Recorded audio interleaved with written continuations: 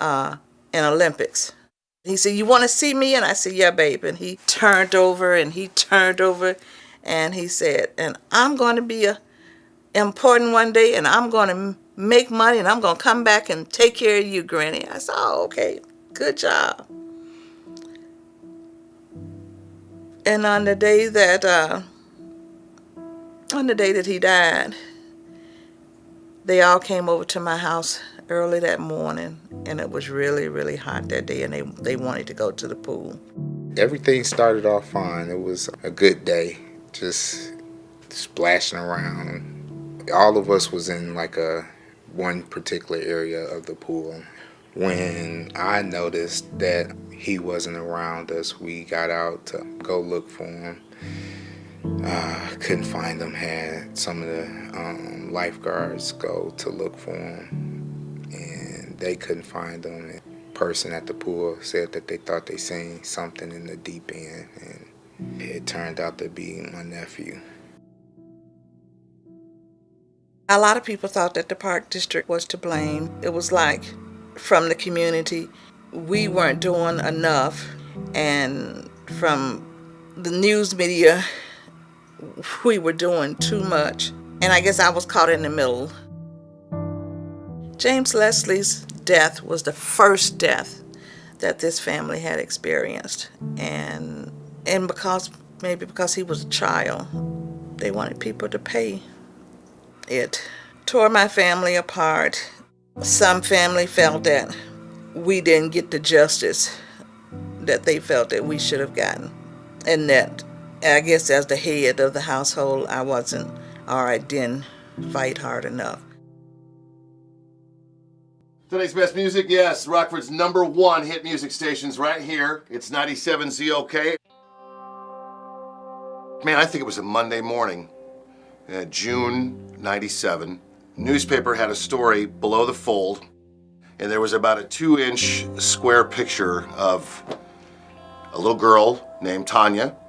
There was a family that moved here from Chicago to get away from the crime. Sunday night, family was at home, meal being cooked, daughter watching TV, and drive-by shooting took place outside. Bullet came through the window. They didn't have money to bury their child, and after a month, they still hadn't come up with the money. And Shannon was asking people to donate.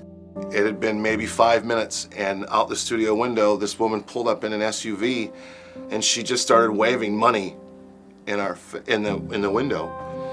And I took my headphones off and I ran outside, and as I was hugging her, 2 more cars pulled up behind her. And it was a little less than 10 minutes after that I was finally able to tell those that were listening what was happening. And it never stopped. It inspired me that when I went home, God gave me the vision of the Harkins Community Memorial Foundation. I came up with Harkins, Harkins, spelled out, helping to allocate resources with kindness and identifying the need to support families in crisis. I believe that when you're grieving, you shouldn't have to worry about finances. Finances and grieving does not go together. And then I set out to call people, told them about what I wanted to do. I think I had about 8 people that met the first month. And after that, it kind of dwindled down to maybe 2. And I guess I got kind of discouraged and everything. And I gave up on the idea. The phone rang and I picked it up, and I remember it like it was yesterday. I said, "Hello, Jay," or Aquatics Department, this is Jay. And a quiet, subtle voice came across, and it said, "Hello, Jay. My name is Marva Brown, and my grandson drowned in the swimming pool at Fairgrounds in 1996. I had called Jay Sandine one day, and we wanted to go to the pool in remembrance of James Leslie. And I was wondering if my family can come to the pool on the anniversary of James's drowning and have a memorial. I remember that day like it was yesterday. I'll never forget that phone call. Every single year after that, I received that same phone call. Good evening, everyone. I would like to thank everybody for allowing us to come out today, and also for clearing the pool for the family to come and have a moment of silence.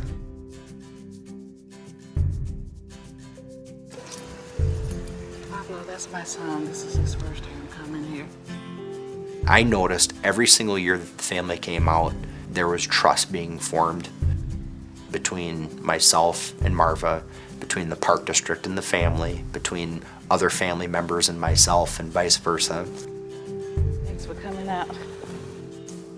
And it really, it went from pain and anger and frustration and sorrow I don't think I can do it. to I'm really excited. The family's excited, the park district's excited to come together to celebrate James. Hey, baby.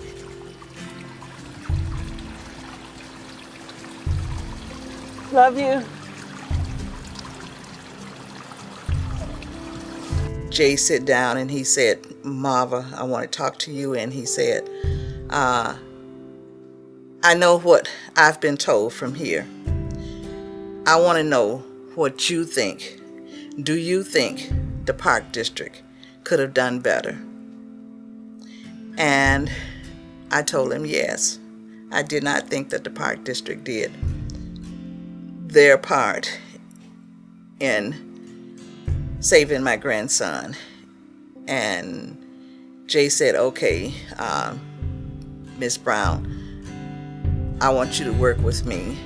And we allocated some funds at the park district and we renovated that old swimming pool. We had Marva actually help with the aquatic design of the new facility. You are fearless, my boy. And it was cool. So another one of my highlights of my entire career was when we did the ribbon cutting on that pool in 2004. The best part of that day was Marva kicking off her shoes, rolling up her pant legs, and walking out into the shallow water of that pool. It's the first time I've ever seen her do that.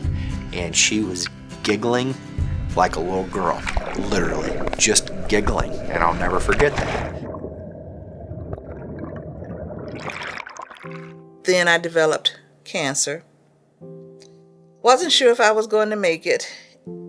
And then after my last treatment, it was like God told me, I've given you a second chance. You need to get back and start this foundation. The best thing that we could do at that time was work with the family and some of the church members to actually create the foundation itself. And because we have a Rockford Park District Foundation, we were able to set up a fund within that foundation.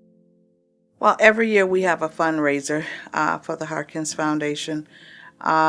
And it's the Outstanding Youth Award Foundation, where we honor youth that are doing an outstanding job in the community. I came up with this fundraiser after James Leslie would have graduated from high school.